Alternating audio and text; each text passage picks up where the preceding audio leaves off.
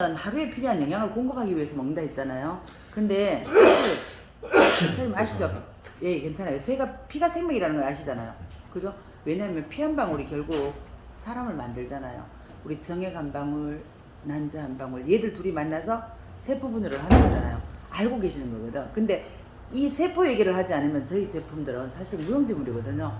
왜냐하면 세포의 영양소고 세포를 살리기 위해서 있는 거고 그런 제품이기 때문에 이 세포가 결국 2개에서 4개로, 8개로, 16개로 분열을 해서 10달 뒤에 인체가 태어나기 때문에 아이가 태어나잖아요.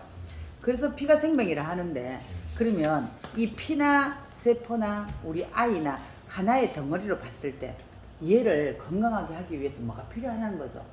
아까 말씀드렸지만 기본적인 게 탄수화물, 단백질, 지방. 그죠? 탄탄지 우리 옛날에 말 외웠죠. 근데 이 탄수화물은 이 세포 속에 들어갈 때 그냥 못 들어가요. 그때 필요한 게 효소거든요. 뭐냐면 제철에 나는, 우리가 왜 옛날 어르신들이 제철에 나는 과일, 야채도 많이 먹으라 하지만 사실은 음식을 먹을 때 꼭꼭꼭 씹어 먹으라 하잖아요. 왜? 입안에 아밀라제 효소가 있거든. 이것 때문에 그래요. 아밀라제 효소 때문에 결국 이 탄수화물이 포도당으로 분해가 되고, 포도당으로 분해된 게 어떻게 세포 속에 들어가서 에너지를 내고 나면 또 남는 찌꺼기가 있죠. 물론 이 포도당으로 분해됐을 때 바로 들어가는 건 아니에요. 우리 비타민 B1카는 티아민이 또 필요해요. 저 효소가 필요해서 에너지가 되고 나면 남는 찌꺼기는 어디냐면 제철에 나는 과일, 야채를 먹고 뭐예요? 항산화 시켜주는 거잖아요. 이래서 빼는 거거든. 근데 이 속에는 탄수화물을 분해하는 아밀라제 효소, 단백질을 분해하는 프로타제 효소, 단백질도 아미노산은 분해가 돼야 돼요.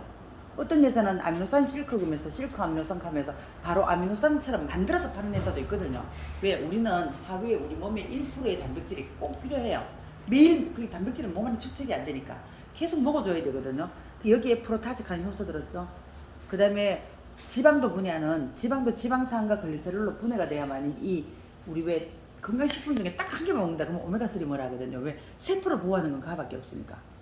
걔가 결국은 세포를 보호해야만이 아무거나 세포 속에 못 들어가잖아요.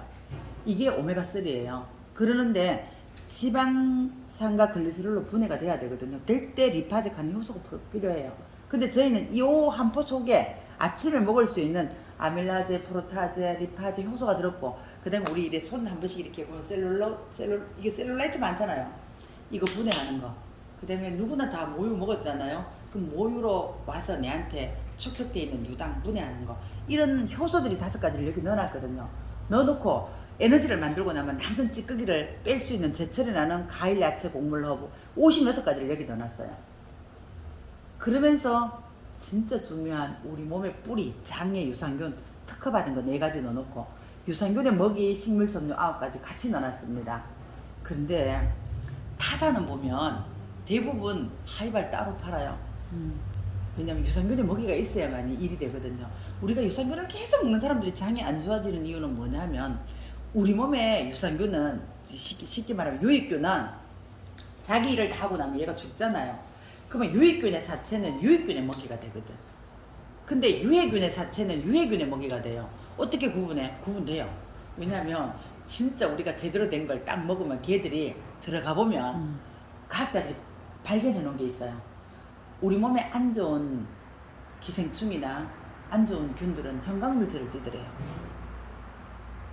그러니까 이게 뭔 얘기냐면 우리가 유산균을 아무리 밖에서 외부에서 먹어도 우리 몸이 안 좋아지는, 장이 안 좋아지는 이유는 결국 유산균을 먹어도 유해균의 사체가 많으면 유익균의 사체가 있어야만 얘들이 살아남는데, 그래서 주는 게 섬유질이거든요.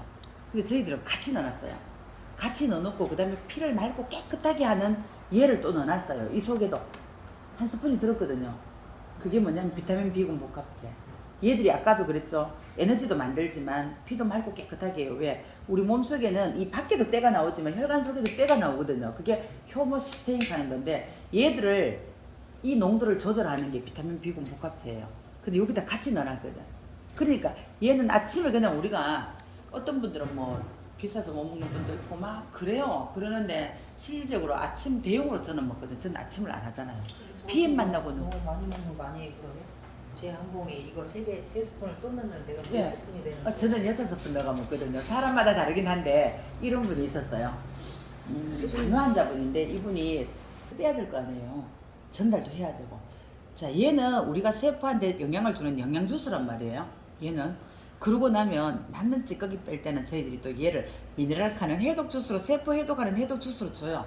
왜 주냐면 얘는 이 속에는 칼슘, 마그네슘 우리가 다 아는 거예요. 그 다음에 비타민 D, 아연, 동, 크롬, 망간, 셀레늄, 철분, 미량 영양소 이런 게 다 들었어요. 근데 얘들은 지금 제가 말씀을 드렸지만 알다시피 미네랄이거든요. 미네랄은 무기질이에요. 그죠? 이 무기질은 전부 다 지용성이에요. 그럼 우리 몸은 70%가 물이거든.